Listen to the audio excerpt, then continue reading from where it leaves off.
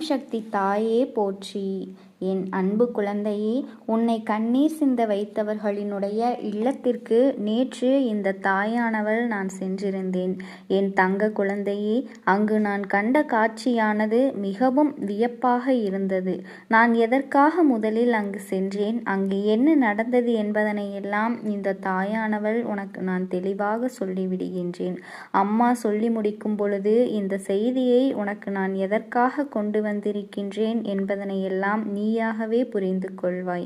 என் செல்ல குழந்தையே, முதலில் இந்த அம்மாவினுடைய வாக்கினை கேட்பதற்கு முன்பாக ஒரு விஷயத்தை நீ தெளிவாக புரிந்து கொள்ள வேண்டும். அது என்ன தெரியுமா? எந்த விஷயமாக இருந்தாலுமே இந்த அம்மா காரணம் இல்லாமல் உன் வாழ்க்கையில் எதையுமே நடத்துவது கிடையாது. காரணம் இல்லாமல் எதையுமே நான் உன்னிடத்தில் சொல்வதும் கிடையாது. என் அன்பு குழந்தையே, இந்த வாழ்க்கையில் உனக்கு நான் சொல்கின்ற விஷயங்களானது மிகவும் முக்கியமானது என்பதனை நீ மறந்துவிடாதே. ஒவ்வொரு நாளும் நான் உன்னை தேடி வருவதை நீ அவ்வளவு அலட்சியமாக எண்ணிவிடாதே. உன்னுடைய நன்மைக்கானது என்பதனையும் உன்னுடைய வாழ்க்கைக்கானது என்பதனையும் நீயாகவே புரிந்து கொண்டால் நிச்சயமாக இந்த அம்மாவினுடைய அன்பினை நீயாக புரிந்து கொள்வாய். என் தங்க குழந்தையே, உனக்கு கண்ணீர் வர வேண்டும், உன்னுடைய பலவீனம் என்னவென்று தெரிந்து கொண்டு உன்னோடு இருக்கின்றவர்களே அதிக அளவில் உன்னை காயப்படுத்தி கண்ணீர் சிந்த வைத்தார்கள் அல்லவா? என் தங்க குழந்தையே, அவர்களினுடைய வார்த்தைகள் ஒவ்வொன்றும் உன்னுடைய மனதை அதிக அளவில் வேதனைப்பட்டுவிட்டது. எதற்கெடுத்தாலும் என் பிள்ளை கண்ணீர்தானே உனக்கு முண்டி எடுத்துக்கொண்டு வருகின்றது, இதுதான் உன்னுடைய பலவீனம் என்று அவர்கள் நன்றாக தெரிந்து வைத்திருக்கின்றார்கள் அல்லவா? அதன் காரணமாகத்தான் அவர்கள் அத்தனை எளிதாக உனக்கு சோதனைகளை கொடுத்து உன்னினுடைய மனதை காயப்படுத்தி விடுகின்றார்கள். என் செல்ல குழந்தையே, இனிமேலும் உனக்கு இது போன்ற காயங்களை தொடர்ந்து கொடுக்க வேண்டும் என்று துணிந்தும் நின்று கொண்டிருக்கின்றார்கள். இதுவரை அவர்கள் கொடுத்த காயங்கள் எல்லாம் ஆறாத வடுவாக மனதிலே இருக்கும் பொழுது இன்னும் அவர்கள் மேலும் மேலும் உனக்கு துன்பத்தை கொடுக்க வேண்டும் என்று நினைப்பது மனிதாபிமானமற்ற ஒரு செயல் அல்லவா? உன்னுடைய கண்ணீரை காண்பதுதானே அவர்களுக்கெல்லாம் மிகப்பெரிய மகிழ்ச்சியாக இருந்து வருகின்றது. உனக்கு ஆரம்பத்திலே மிகப்பெரிய நம்பிக்கையை கொடுத்து பழகியவர்கள்தான் இப்பொழுது மிகப்பெரிய துரோகங்களை எல்லாம் செய்துவிட்டு அங்கே சந்தோஷமாக இருந்து கொண்டிருக்கின்றார்கள். என் தங்கமே, அவர்கள் உன்னிடத்தில் இருக்கும் பொழுது ஒரு பேச்சும் உன்னை பற்றி மற்றவர்களிடத்தில் பேசும் பொழுது வேறொரு பேச்சுமாகத்தான் இவர்களின் நடவடிக்கைகள் எல்லாம் இருந்து கொண்டிருக்கின்றது. உனக்கு இந்த உண்மைகள் எல்லாம் தெரிய வரும் பொழுது இவர்களோடு தான் நாம் இத்தனை காலமும் உண்மையான அன்போடு பழகி கொண்டிருந்தோமா என்று உனக்கு மிகுந்த மனவேதனை ஏற்பட்டு விடுகின்றது அல்லவா? என் பிள்ளையினுடைய கண்ணீருக்கு பாதி காரணம் தன்னுடைய முட்டாள்தனத்தை நினைத்துதான். என் தங்க குழந்தையே, இவ்வளவு நாளும் நம்மோடு இருந்து கொண்டு இப்படி ஒரு துரோகத்தை செய்திருக்கிறார்கள்.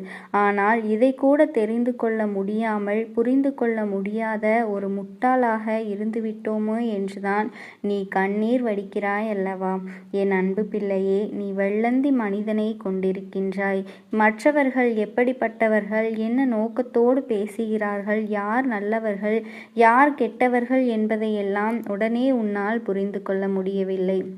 யாராவது உன்னிடத்திலே நல்ல வார்த்தைகளை பேசிவிட்டால் உடனே அவர்களை எல்லாம் நீ நம்பிவிடுகின்றாய். அது மட்டுமல்ல, உன்னிடத்தில் இருக்கின்ற சில விஷயங்களை எல்லாம் அவர்களிடத்திலேயே பகிர்ந்து கொண்டு உன்னுடைய குறைகளை சொல்வதற்கு ஒரு ஆள் கிடைத்து விட்டார்கள் என்று நம்பியும் விடுகின்றாய். என் குழந்தையே, அதன் காரணமாகத்தான் இப்பொழுது இத்தனை பிரச்சனைகளை எல்லாம் அனுபவித்து கொண்டிருக்கின்றாய். இத்தனை பிரச்சனைகள் இருக்கும் பொழுதும் உனக்கு இந்த தாயானவள் ஒரு தீர்வினை கொடுக்க வேண்டும் அல்லவா? அதனை எண்ணிக்கொண்டுதான் என்னை தேடி நீ வரும்பொழுதெல்லாம் இதுவரை நான் உனக்கு ஆறுதலை சொல்லிக் கொண்டிருந்தேன். இவர்களினுடைய நடவடிக்கைகள் எல்லை மீறி சென்று விட்டதனால்தான் அவர்களினுடைய இல்லத்திற்கே நான் நேரடியாக சென்று விட்டேன். என் தங்க குழந்தையே, ஒருவரை ஒரு முறை தெரியாமல் காயப்படுத்தி விட்டால் மன்னித்து விடலாம். ஆனால் ஒவ்வொரு முறையும் அதே தவறினை மீண்டும் மீண்டும் செய்யும் பொழுது அவர்களை மன்னிக்க கூடாது அல்லவா? அவர்களுக்கான தண்டனையை கிடைக்கும் அல்லவா? இதையெல்லாம் அவர்களிடத்தில் சொல்லிவிட்டு ஒரு எச்சரிக்கையை கொடுத்துவிட்டு வரலாம் என்றுதான் உன் தாயானவள் அங்கு நான் சென்றிருந்தேன். ஆனால் என் அன்பு குழந்தையே, அங்கு நான் கண்ட காட்சியானது வேறு விதமாகத்தான் இருந்தது.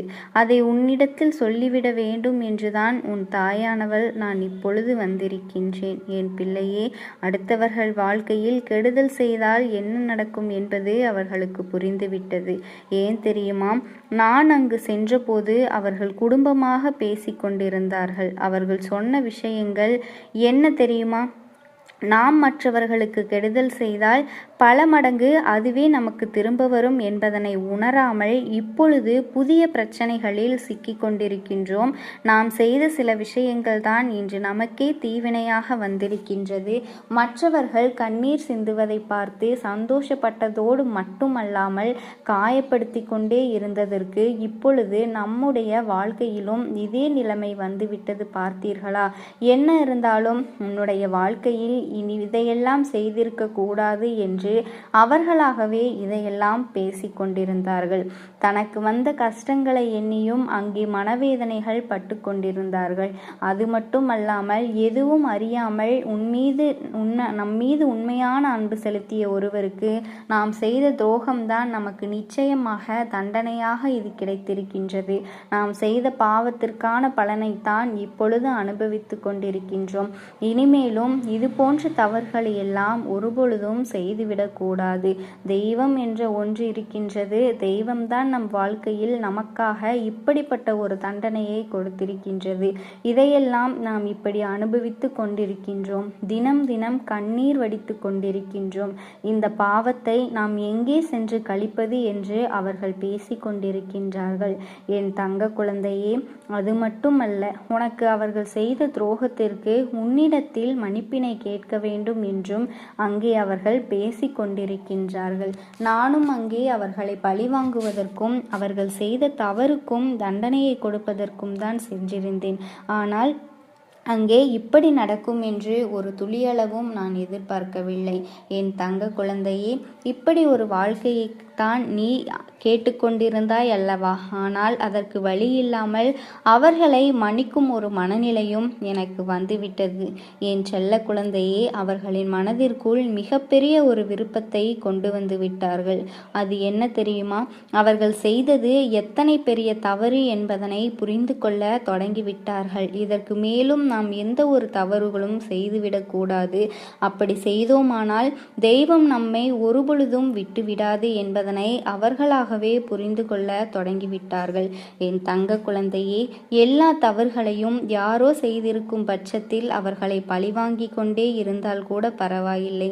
நம்மீதே தவறு இருக்கும் பொழுது அதை நாம் தானே திருத்திக் கொள்ள வேண்டும். அது மட்டுமல்ல, நம் மீது உண்மையான அன்பும் பாசமும் வைத்திருக்கின்ற நம்மை நம்பிக்கொண்டிருப்பவர்களுக்கு எத்தனை பெரிய துரோகத்தை இப்படி யோசிக்காமல் செய்துவிட்டோமே என்று எண்ணிக்கொண்டு அவர்கள் அங்கே கண்ணீர் வடித்து கொண்டிருக்கின்றார்கள். என் தங்கமே, இந்த கண்ணீர் உண்மையானதா அல்லது இதுவும் தெய்வத்தை ஏமாற்றுவதற்கு இவர்கள் போடுகின்ற நாடகமா என்ற சந்தேகமும் எனக்கு வந்து கொண்டிருக்கின்றது. அம்மா அதையும் நன்றாக சோதித்து பார்த்துவிட்டுதான் என் பிள்ளையே, எல்லா சோதனைகளையும் நான் செய்து முடித்து விட்ட பிறகுதான் அவர்கள் இந்த உண்மையினை எல்லாம் உணர்ந்தும் தன்னுடைய தவறுகளை உணர்ந்தும் அவர்கள் திருத்திக் கொள்ளுமாறு பேசிக்கொண்டிருக்கிறார்கள்.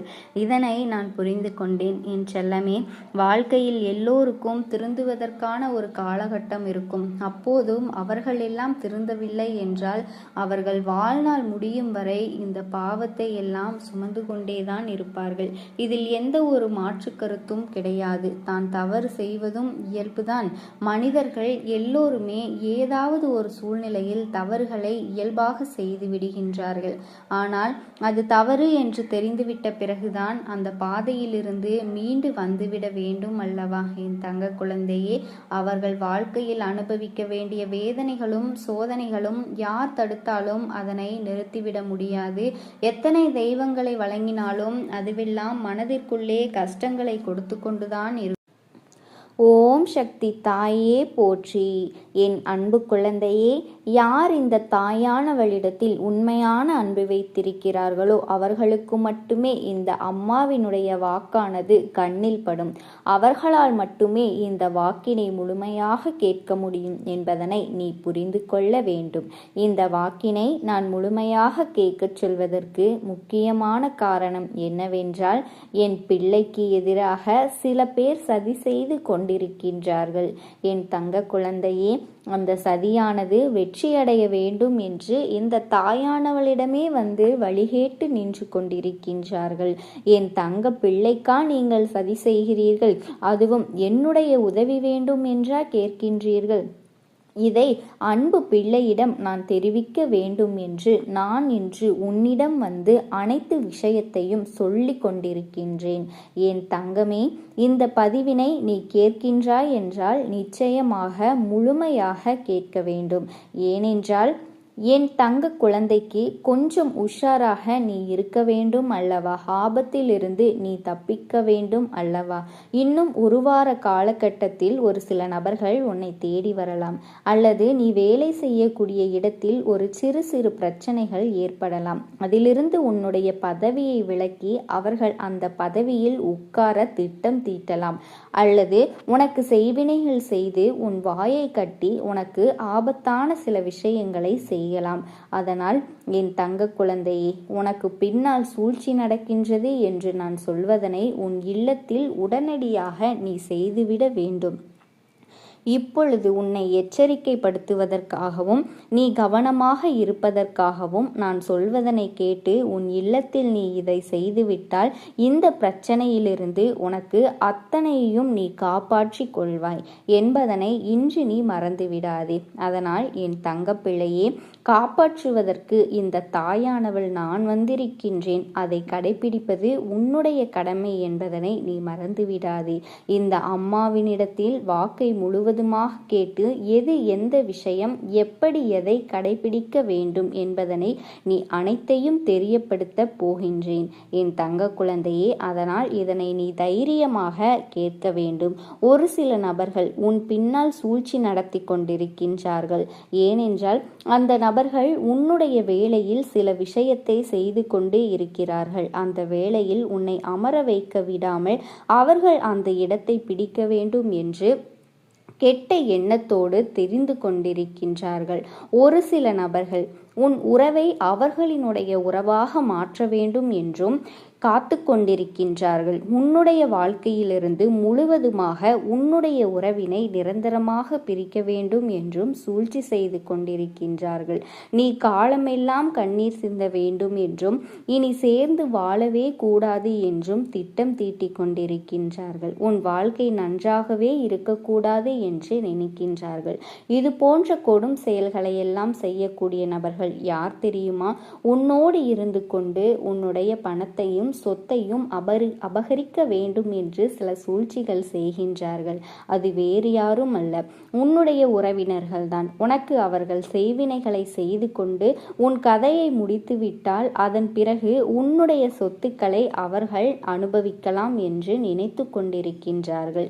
யாரேனும் காரணம் கேட்டால் நீண்ட நாட்கள் உடல்நிலை சரியில்லாமல் ஏதோ நோய்வாய்ப்பட்டு இறந்து விட்டார் என்று சப்பை கட்டி இருக்கிறார்கள். உன் கதையை முடிக்க பார்க்கின்றார்கள். என் தங்க குழந்தையே, இதில் எந்த விஷயம் உன் வாழ்க்கையில் நடந்தாலுமே கூட நீ கவனமாக இருக்க வேண்டும். ஏனென்றால் ஒரு சில நாட்களாகவே இந்த தாயானவளை நீ வணங்கி கொண்டு அவர்கள் வருகின்றார்கள். அதனால் ஏமாற்றுபவர்கள், துரோகம் செய்பவர்கள், கெடுதல் செய்பவர்கள் அனைவரையுமே உன் கண்ணில் நான் ஏற்கனவே காட்டி கொடுத்து கொண்டிருக்கின்றேன். அதனை நீ புரிந்து கொள்ள வேண்டும். அதனால் சில குழந்தைகள் இப்படியா எனக்கு துரோகம் செய்தாய் என்று அவர்களை எதிர்த்து நின்று போராடி கொண்டிருக்கின்றார்கள்.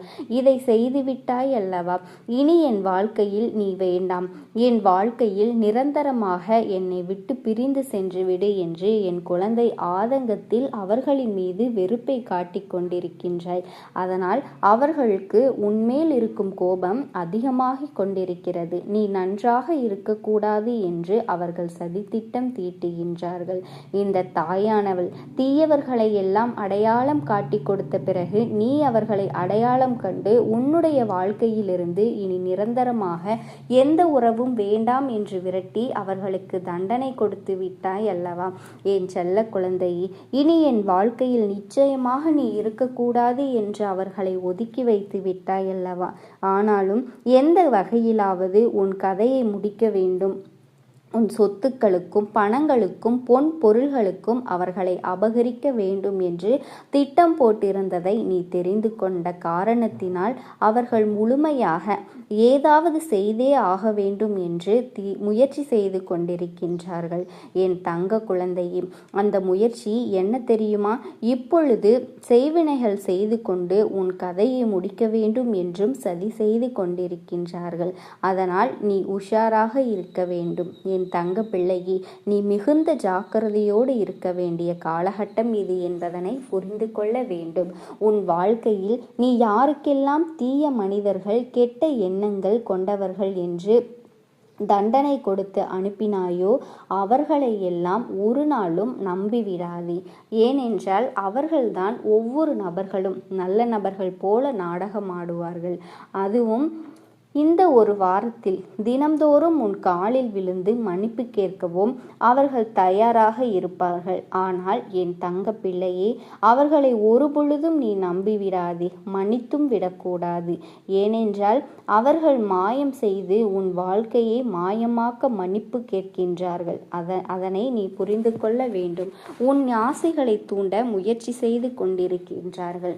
ஒவ்வொரு தருணமும் அவர்கள் செய்யக்கூடிய காரியங்களும் பொய்யான காரியங்களாகத்தான் இருக்கும் என்பதனை புரிந்து கொள்ள வேண்டும். அவர்கள் உன் வாழ்க்கையை அழிக்கத்தான் வந்து கொண்டிருக்கின்றார்கள் என்பதனை நீ நினைவில் வைத்து கொள்ள வேண்டும். அவர்கள் நல்லவர்களாக மாறிவிட்டார்கள். ஒரு முறை மன்னித்து விடுவோம் என்று நீ ஒரு முறை கூட மன்னித்து விடக்கூடாது. அப்படி செய்தால் வாழ்நாள் முழுவதும் அந்த தவறை நீ மட்டும் செய்துவிட்டால் நிச்சயமாக அவர்களிடத்திலிருந்து நீ தப்பிக்கவே முடியாது. அவர்களிடம் சிக்கிக் கொள்வாய். ஆபத்தில் மாட்டிக்கொண்ட பிறகு இந்த தாயானவளால் எதுவும் செய்ய முடியாமல் போய்விடும். இவ்வளவு சொன்ன பிறகும் இந்த அம்மாவினுடைய பேச்சினை கேட்காமல் நீயாக மாட்டிக்கொண்டால் இந்த தாயானவளால் உன்னை காப்பாற்ற முடியாது என்பதனை நீ புரிந்து கொள்ள வேண்டும்.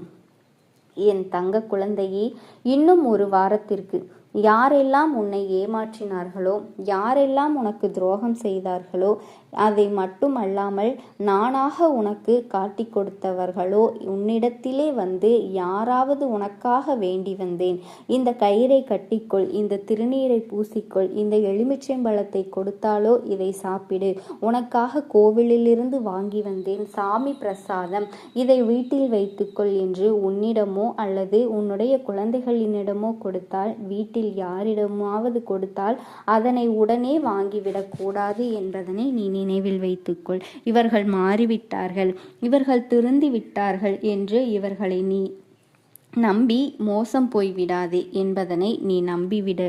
அப்படி நம்பிவிட்டால் நிச்சயமாக மிகப்பெரிய ஆபத்தில் நீ மாட்டிக்கொள்வாய்.